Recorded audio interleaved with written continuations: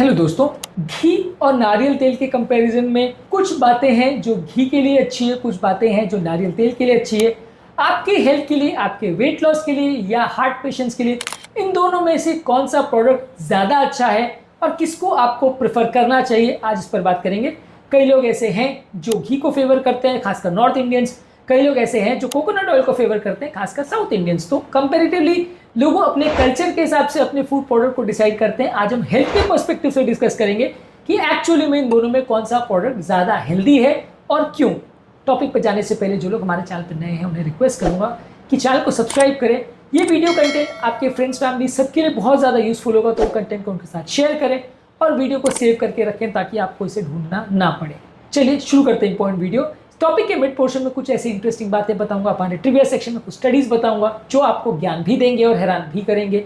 और यदि आप टॉपिक के एंड तक मेरे साथ बने रहते हैं, जैसा कि मैं उम्मीद करूंगा, तो आपको बताऊंगा कुछ प्रैक्टिकल यूटिलिटी के पॉइंट्स जो इस टॉपिक से मिली इन्फॉर्मेशन को आपकी रोजमर्रा की जिंदगी में यूटिलाइज करने में मदद करेंगे। तो चलिए शुरू करते हैं मेरे साथ ये हेल्थ का सफर।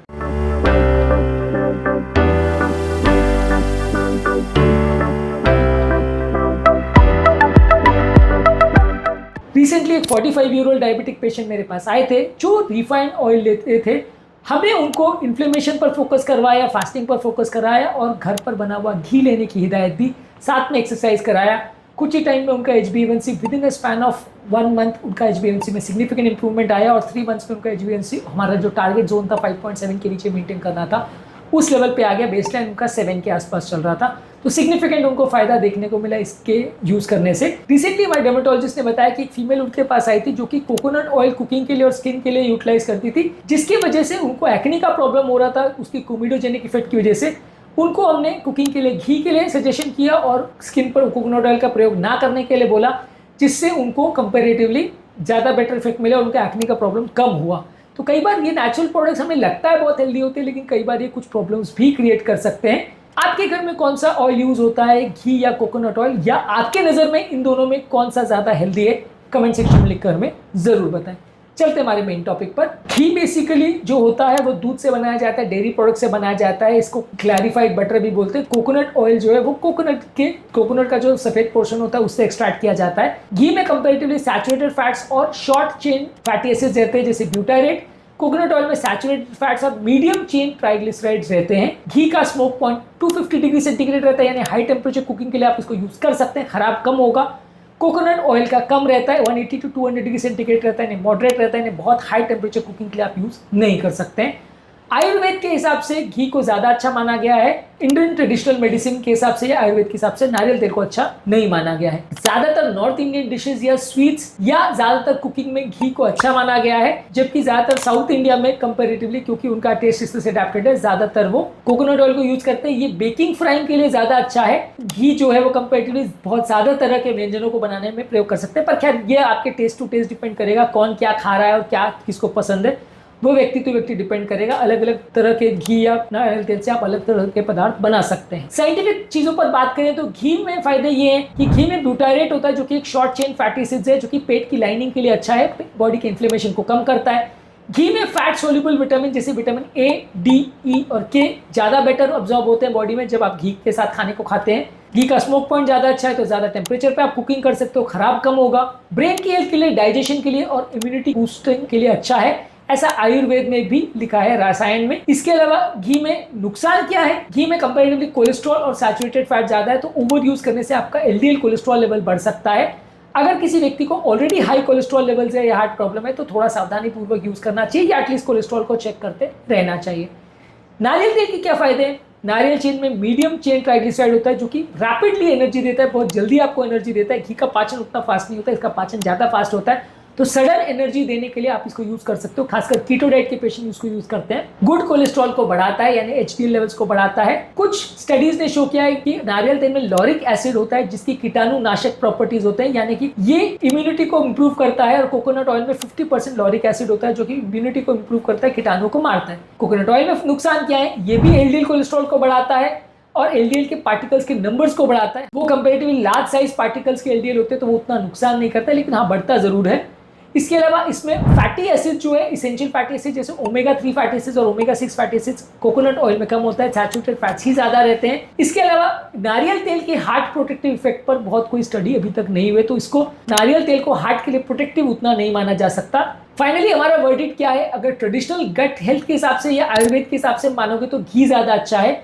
यदि आप कीटो डाइट पर लो कार्बोहाइड्रेट या क्विक एनर्जी के लिए चाह रहे हैं तो नारियल तेल अच्छा है। हालांकि दोनों ही बहुत बुरे नहीं है, दोनों ही बहुत ज़्यादा आपको नुकसान नहीं पहुंचाएंगे और दोनों के कुकिंग प्रॉपर्टीज़ में बहुत ज़्यादा फर्क नहीं है। फिर भी हमारे रेटिंग्स के हिसाब से हम घी को ज़्यादा बेटर प्रोडक्ट मानेंगे नारियल तेल के हिसाब से। पर मैं फिर भी ऐसा नहीं कह रहा हूँ कि हम नारियल तेल बिल्कुल नहीं यूज़ कर सकते, और साउथ इंडियन लोग जो हमारे फ्रेंड्स हैं उनको भी सब छोड़ के घी का ही प्रयोग करना चाहिए, ऐसा नहीं। अगर आपके टेस्ट को सूट कर रहे हैं तो नारियल तेल का ही प्रयोग करिए। बहुत ज़्यादा मात्रा में दोनों चीज़ों का प्रयोग नहीं करना चाहिए, क्योंकि बहुत ज़्यादा कोलेस्ट्रॉल थोड़ा बढ़ा सकते हैं, तो इसलिए इस पर बहुत ज़्यादा मात्रा में प्रयोग नहीं करना चाहिए। सीमित मात्रा में प्रयोग करें तो दोनों ही अच्छे प्रोडक्ट हैं। घी थोड़ा सा बेटर स्कोर कर सकता है। अब आते हैं हमारे ट्रिविया सेक्शन में, जहाँ कुछ साइंटिफिक स्टडीज आपको बताऊंगा इस टॉपिक के संदर्भ में, जो आपको ज्ञान भी देंगे और हैरान भी करेंगे। चलते हैं हमारे ट्रिविया सेक्शन में। 2017 में लैंसेट में एक स्टडी पब्लिश हुई थी, जहां पर 18 कंट्रीज की स्टडी में उन्होंने पाया था कि सैचुरेटेड फैट्स कंपैरेटिवली मृत्यु दर को कम करते हैं। यानी कि लॉन्ग स्टैंडिंग जो एक नोशन था कि सैचुरेटेड फैट्स खाने से मृत्यु दर बढ़ता है, वो घी और कोकोनट ऑयल जिसमें सैचुरेटेड फैट्स होते हैं वो उसको चैलेंज करती है। स्टडी ये शो करती है कि सैचुरेटेड फैट्स खाने से उतना नुकसान नहीं होता जितना कि लोग पहले सोचते थे। इसी तरह से 2018 में हार्वर्ड में एक स्टडी पब्लिश हुई थी कोकोनट ऑयल पर, जहाँ पे डॉक्टर केरिन माइकल्स ने कहा था कोकोनट ऑयल को खराब। यहाँ पे कोकोनट ऑयल को उन्होंने प्योर पॉइजन बोला था। इन्होंने, हालांकि उसके बाद इस पे फर्दर रिसर्च हुई और ये पाया गया कि कोकोनट ऑयल मेटाबॉलिज्म और एनर्जी के हिसाब से बुरा नहीं है, इसमें मीडियम चेन ट्राइग्लिसराइड होते हैं।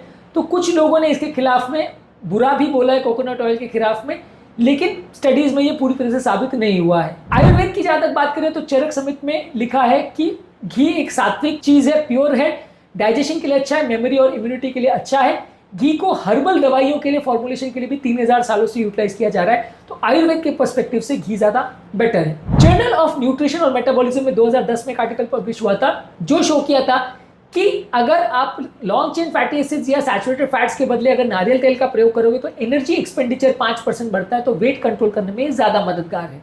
वर्ल्ड वॉर 2 के टाइम नारियल के तेल के एक्सट्रैक्ट को एनर्जी बूस्टिंग के लिए सोल्जर्स के लिए यूज किया जा रहा था। जहां नारियल के तेल का एक्सट्रैक्ट उनको दिया जाता था जल्दी एनर्जी देने के लिए, तो वहां पे इसका प्रयोग किया गया था। American journal of clinical nutrition में 2009 में एक आर्टिकल पब्लिश हुआ था, जहां पे ये शो किया था डेयरी से बना हुआ घी या इससे जैसे प्रोडक्ट्स है वो हार्ट की बीमारियां कम करते हैं as compared to trans fats या इंडस्ट्रियल फैट्स आप लेते हो तो उसमें आपको प्रॉब्लम ज्यादा होगी। इसी तरह से मीडियम चेन ट्राइग्लिसराइड के साथ बुलेट प्रूफ कॉफी का फॉरेन कंट्रीज में काफी ट्रेंड है। 2013 में एक ट्रेंड आया है कि बुलेट प्रूफ कॉफी में कोकोनट ऑयल का या बटर का प्रयोग करते हैं।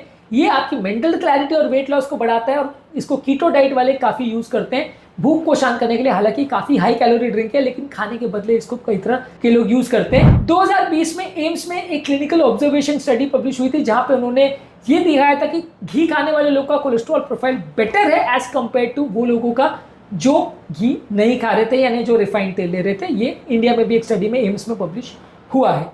ट्रिविया सेक्शन में बस इतना ही। अब आते हैं हमारे मेन टॉपिक पर। रिसेंटली एक सीनियर पेशेंट हमारे पास आए थे जिनको थोड़ा सा डिमेंशिया का प्रॉब्लम था। उनको हमने नारियल तेल लेने का सजेशन दिया और उनका अलर्टनेस में, मेमोरी में और रिटेंशन स्पैन में थोड़ा फायदा देखने को मिला। मैं ऐसा नहीं कहता हूँ कि पूरी बीमारी को ठीक कर देता है, लेकिन रिफाइंड तेल के बदले इसका प्रयोग करने से ब्रेन का इन्फ्लेमेशन कम होता है। इसी तरह से रिसेंटली हमारे एक पीडियाट्रिशियन फ्रेंड ने भी बच्चे को ग्रोथ नहीं हो रही थी तो उसको घी राइस डेली देने को बोला। 3 महीने के अंदर बच्चे की इम्यूनिटी भी इंप्रूव हुई और बच्चे का ओवरऑल जो है वेट भी पहले से बेटर हो गया।